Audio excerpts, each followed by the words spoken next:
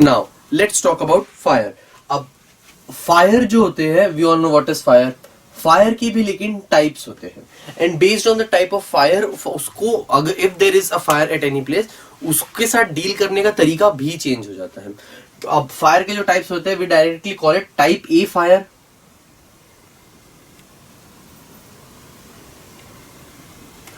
अब type A fire वो होती है जो रेगुलर बर्निंग सब्सटेंसेस होते हैं, for combustible substances, for example wood, plastic and all, ये जो चीजें होती है वो टाइप ए फायर के अंदर आती है, जिसको हम लोग इजीली वाटर को यूज करके, जिसको हम लोग फायर को बुझा सकते हैं। ठीक है, so commonly flammable material that are used as fuel sources, example wood, clothes, coal, paper etcetera. ठीक है, तो इन्हें हम कहते हैं type A fire.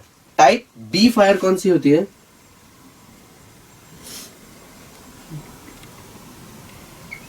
Now, type B fire is fire caused due to flammable liquid. Flammable liquids like petrol, diesel, kerosene, etc. उन सब चीजों की वजह से जब फायर लगती है उसे हम लोग टाइप बी फायर कहते हैं। अब petrol, diesel, kerosene, all these flammable liquids, they are lighter than water. तो अगर हम इनके ऊपर पानी जब डाल देते हैं तब जो फायर है it does not gate extinguished. ठीक है, जो आग है वो बढ़ने लग जाती है because water starts flowing.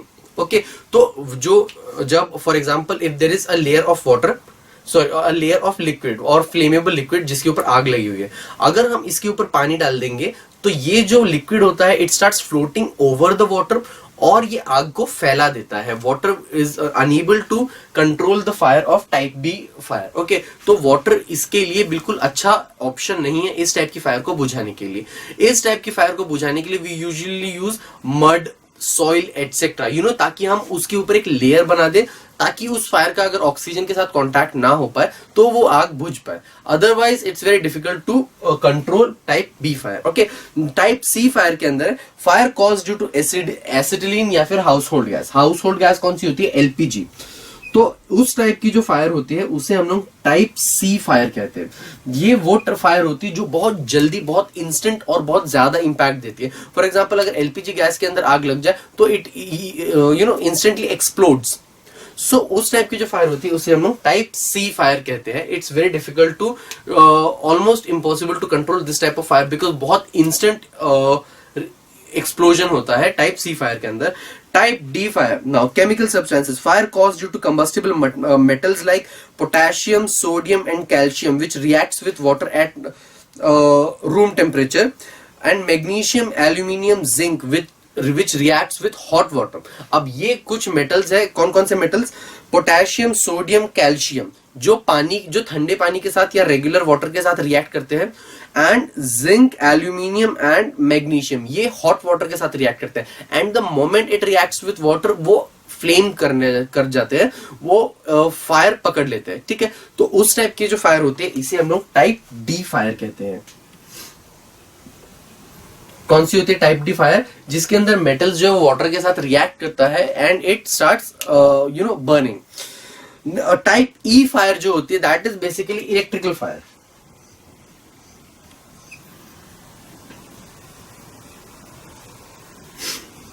Type E fire कौन सी होती है? Electrical fire. फॉर एग्जांपल वो फायर जो शॉर्ट सर्किट या फिर की वजह से लगे, या फिर इलेक्ट्रिसिटी की वजह से, मोस्टली प्लग के अंदर कभी आग लग जाए ओवरलोडिंग की वजह से, तो वो स्विच के अंदर हो आग, तो उस टाइप की फायर को हम लोग टाइप ई फायर कहते हैं। Okay, so a fire cause due to the electrical component in is class E fire.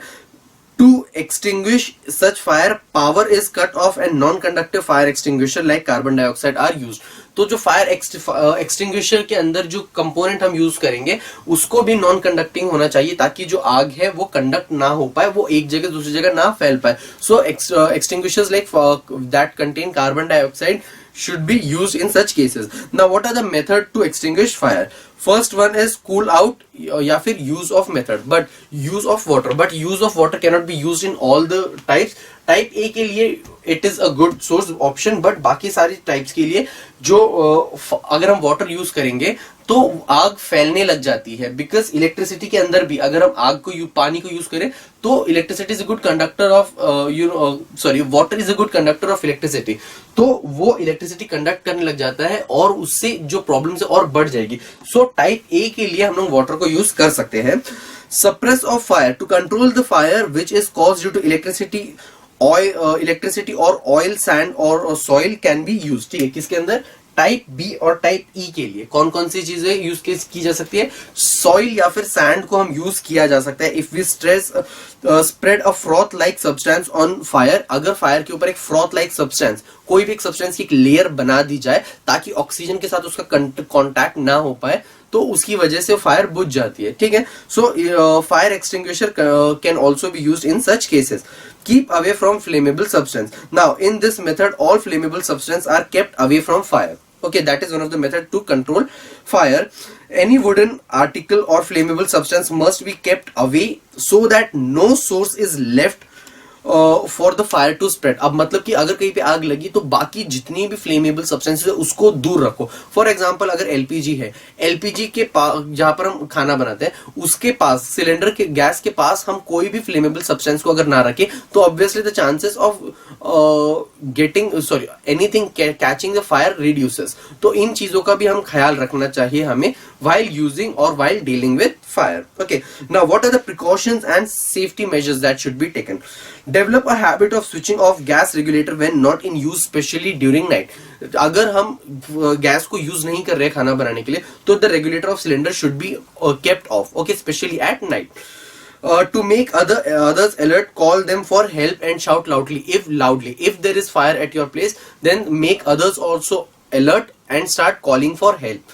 Okay, and so plus start definitely make sure that someone calls for fire extinguisher. Okay, fire brigade. Okay, provide information how to use fire extinguishers, and if you know how to use fire extinguishers, make others also learn the same. And if you don't know, then make sure that you learn how to deal with fire and how can such things can be done. First aid, let the patient sit and sleep in the comfortable position and call the doctor immediately. If there is someone who has already dealt with this thing और यहाँ पर ये calamity हुई है fire की, तो make sure that the person who is being affected by fire उसको एक comfortable position में बिठाया जाए और instantly doctor make sure that you make a call. Okay, now what are landslides और land rift collapse? Landslides basically होती है जब कोई भी एक layer हो land की जिसमें सैंड पूरा स्लाइड कर जाता है. यू वुड हैव पुणे में recently Bhimashankar, there is a place in Pune in which the landslide took place just a few years ago. Okay, so it was a very dangerous calamity because that landslide made a whole village to disappear. वो इतना strong landslide था. So landslide के अंदर basically एक पूरी layer of sand slides off the mountain. Okay, तो ये usually उन जगहों पर होता है जो इंक्लाइंड होती है. Landslides takes place only at the inclined places and the one thing that you must do to stop landslide is to the growth of tree. There is an experiment you can do.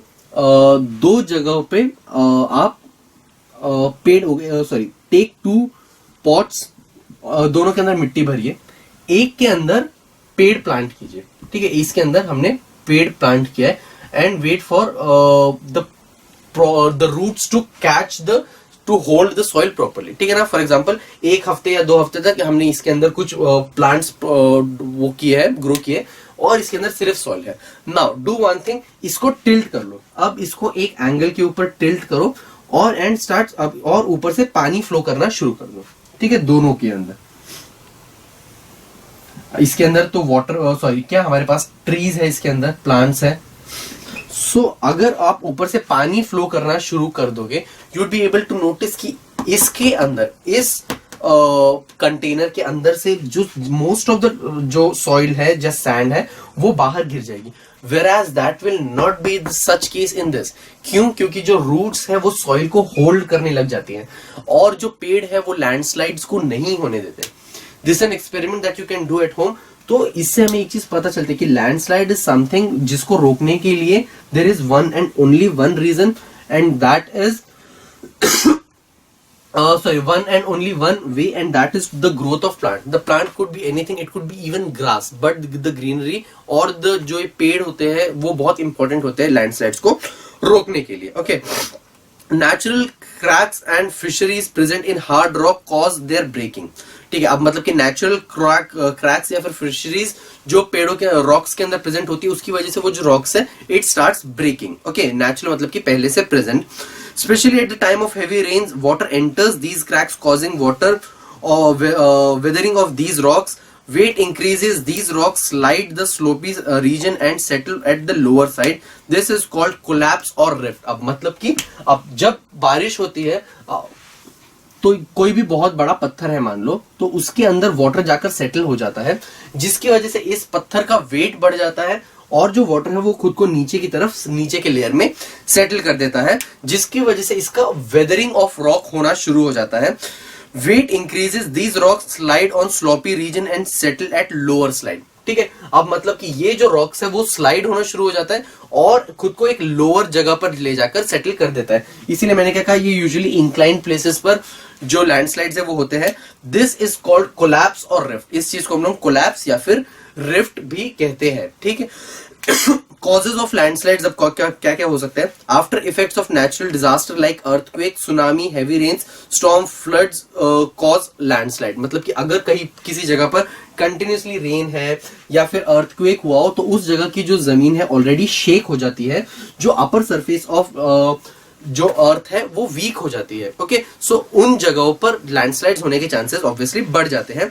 Unlimited cutting of trees causes soil erosion. Cutting, just I just told you कि पेड़ों को काटने की वजह से soil erosion होने लग जाता है और कोई भी चीज होती नहीं है। फॉर एग्जांपल कोई रूट्स नहीं होती सॉइल को होल्ड करने के लिए, तो उसकी वजह से जो लैंड है वो स्लाइड होना शुरू हो जाता है। While building roads on mountain there is lot of digging that makes the mountain weak. Okay, जब रोड्स बनाए जाते हैं तो बहुत सारे डिग किया जाता है, देयर आर इवन माइंस को बस्ट किया जाता है, तो उसकी वजह से जो माउंटेन है वो बहुत वीक हो जाता है, because of which also landslides takes place. Now what can be the effects of landslide. River gets flooded and change their path. Obviously जो लैंड है वो स्लाइड होने के बाद जो जितना भी पानी है वो कहां पर जाता है, रिवर्स एंड ऑल के अंदर चला जाता है, जिसकी वजह से अब वो रिवर्स पूरे फ्लड हो जाती है और उसको अपना पाथ चेंज करना पड़ता है ताकि वाटर वहां से कंटिन्यूसली फ्लो होता रहे। Displacement of waterfalls, formation of artificial water reservoirs, ये all these things happen because of the landslides. Artificial reservoirs बनने लग जाते हैं ऑटोमेटिकली, वाटरफॉल्स है जो वो चेंज हो जाते हैं, डिस्प्लेस हो जाते हैं एक जगह से दूसरी जगह पे। There is life and financial loss in on large scale as trees, building, rock on sloppy areas collapse on low laying areas. I just told you, gave you the example of Bhimashankar. जब अगर किसी mountain पे landslide हो तो नीचे बसे हुए पूरे गांव के ऊपर वो जो मिट्टी है वो आकर खुद की लेयर बना देती है, बिकॉज ऑफ विच बहुत ज्यादा हार्मफुल इफेक्ट्स हो सकते हैं। Landslide effects the traffic. Obviously अगर यहाँ पर कोई गांव है तो उस गांव की वजह से यहाँ का जो ट्रैफिक है वो इम्पैक्ट करेगा। अगर किसी माउंटेन पे हुआ है और साइड में कोई हाईवे है तो obviously traffic is going to get affected. Landslide destroys plant life on it. अब मतलब कि इसके ऊपर जितने भी प्लांट्स हैं, लैंडस्लाइड ऑब्वियसली अगर कहीं पे हो रहा है तो अपने सारे पेड़ों को भी वो लेकर जाएगा। मोस्टली लैंडस्लाइड्स पेड़ों की वजह से कम हो जाता है, बट अगर बहुत स्ट्रॉन्ग लैंडस्लाइड हुए तो ऑब्वियसली कुछ छोटे छोटे पेड़ won't be able to keep the soil holded, तो इसीलिए वो भी नीचे की तरफ निकल जाता है। तो उसकी वजह से काफी इंपैक्ट पड़ता है हमारे इकोसिस्टम के ऊपर या फिर हमारे बायोडाइवर्सिटी और जो उस माउंटेन्स के ऊपर जो पेड़ है उनके ऊपर।